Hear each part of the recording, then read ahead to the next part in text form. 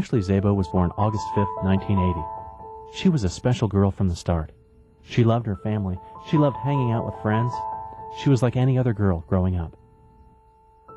Ashleigh was nearing completion of her senior year at Carlisle High School. Graduation was just around the corner. She was ready to grab life with both hands and do all the things she'd dreamed of. Go to college and study art, perhaps even start a family of her own someday. May 28, 1999, Ashleigh had no idea her dreams and plans were about to be shattered. Ashleigh and her cousin Celeste were just minutes from the safety of their homes when the car Celeste was driving veered off the road, overturning and severely injuring Ashleigh. Ashleigh's family tries to cope the best they can, hoping and praying each day for Ashleigh to recover. Their lives will never be the same. When I found out about the accident, I was at work, and actually my secretary was in the office with me. We were going over some things. The phone rang, and I heard Celeste crying. Celeste is Ashleigh's cousin, and I really wasn't sure where they were, what they were doing, but she just said they were in an accident. Celeste is a pretty emotional kind of kid, so I thought, oh no, she scratched up her mom's car or something. Didn't really think too much about it. And a lady some lady was talking, but I could hear Celeste in the background, so I just thought Celeste was upset. And the lady said, it isn't too bad, but you better go to the hospital. And so, I'm starting to scramble, and the lady said something about a helicopter coming. Somehow it didn't click, and so I'm packed up my stuff, and I even stopped to tell my secretary, do this, call this person, and I'll call you back. This shouldn't take too long. So about halfway out to the parking lot, I realized, well, wait a minute. This lady said helicopter, that can't be good. And basically, that's when I panicked, and doggone it.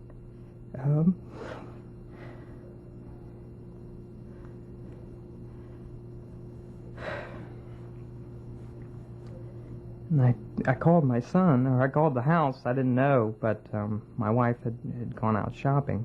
Luckily, my son was here because I just couldn't remember my wife's cell phone number. And he remembered it and called them. And so I rushed on down to the hospital. The minute we got inside the hospital, there was a pastor there, and I guess, they had, I don't know, maybe been watching for us to get there or something, and, I went to the window and identified myself and said that my daughter was, being brought there, and then Terry was his name. He came up and, told me that they had her in the emergency room, and they were, checking her out and trying to see how extensive her injuries were and that type of thing. At that point, we had no idea, and nobody was saying much. We were probably in there a good 20 minutes or so without knowing much was going on. The chaplain wouldn't say much, but he ended up just saying, you better call your family. My wife, her sister, her mom, and an aunt were actually out shopping together, and we arrived at the hospital almost simultaneously, and so they were all there with us, and we called and got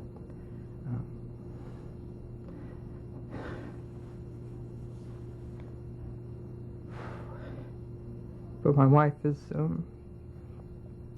pretty persistent. She somehow talked the chaplain into letting us go back.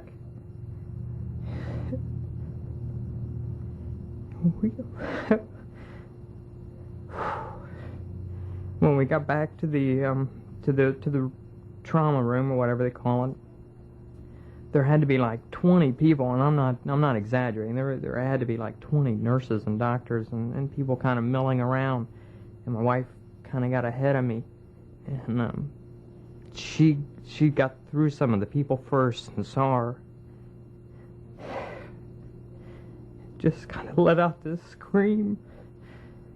Her knees buckled, and luckily I caught her. But Ash was laying there, and she had blood everywhere, and her arm was hanging off of the the gurney, and I thought she was dead. I mean, she just looked like she couldn't possibly be alive. She was just so covered in blood, and you know, we talked to her, and there was no response or anything, no way of knowing whether she was hearing us or not. But one of the trauma team, you know, said, well, just keep talking to her because she can probably hear you. And but she didn't, like, squeeze my hand or anything. A few days after the doctors thought she was through the worst, she actually got worse. They had what they called a pressure monitoring bolt, is what they called it, that they'd put into her brain to measure the cranial pressure. And they had actually taken that out because they thought she was through the worst. But then you could just see her eyes just started to kind of go back in her head and kind of glaze over, and she was just fading away. And at one point, we were basically down to all the movement was gone. All we could get were the blink of an eye. But through the whole time, she was there, and she let us know, even though the doctors said she wasn't going to make it. We knew she would. And in this pressure monitor, it had a tube, and it let some of the fluid out. And on probably the worst day, again, I didn't tell my wife because I didn't want her to know, but it started getting pink, and it started getting red. Ashleigh was bleeding into her brain, and basically there was no way to stop it. She said that she didn't think she would live for another hour.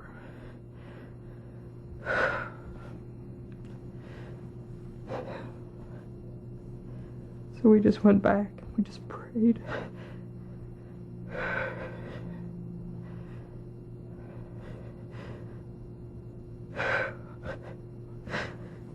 Part of this I feel somewhat responsible for,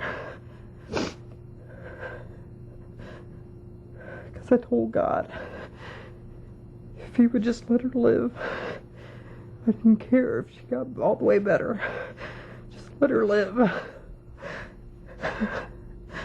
Now I'm afraid that's what happened.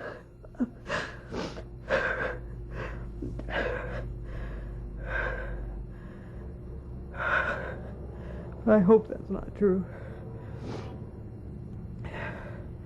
There was just no way of telling what was going to happen, and that, you know, the area next to the brainstem had been real affected, and you know, that controlled the breathing and all this type of thing, and painted a really, really bleak picture as far as, you know, what her recovery would be.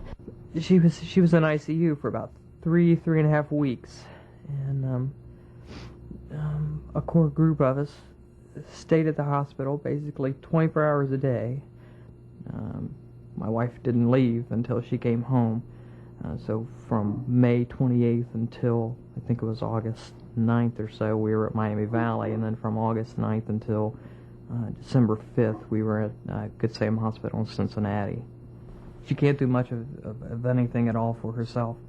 One of the biggest problems is she can't speak, and so we have to try to guess what her problems are, what her needs are. She wears a pulse oxygen meter, which shows us her heart rate and her oxygen level in her blood. And we use that a lot to try to see if she's uncomfortable, to try to see if she may need to be changed or go to the bathroom. But basically, my wife is with her 24 hours a day, all the time. She has to be fed through a tube. Thank goodness she got off the respirator when no one thought she could. But basically, every need has to be attended to. I guess I get the lucky part, right? Because I even though Ashleigh is so ill and so sick, I think she still needs her dignity, and so I don't go in when she's not dressed, and I try not to do that because I know she wouldn't like it. So I try to respect that. But the bad thing is that means my wife has to do it. My wife's sister that doesn't live too far, so she does come and help quite a bit. We had therapists who come in. We have a nurse stops by every few weeks. We just lost our nursing aide. The insurance stopped that. She used to come in 5 days a week and help with the bath and give my wife a break. But it has been terribly hard on her. I mean, I walked into the room and she's been sleeping while she's sitting up. So, makes us, feel bad, and we try to do what we can. I also have a 16-year-old son. We try to give him,